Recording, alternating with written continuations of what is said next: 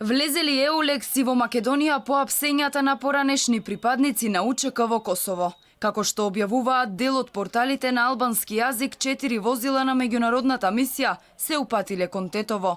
Оваа вест, која инстантно се прошири на социјалните медиуми, од МВР ниту ја потврдија, ниту ја демантираа за Алфа. Не информираа дека Еулекс не може да апси на територија на нашата земја, може само нашата полиција, по претходно барање од меѓународната мисија.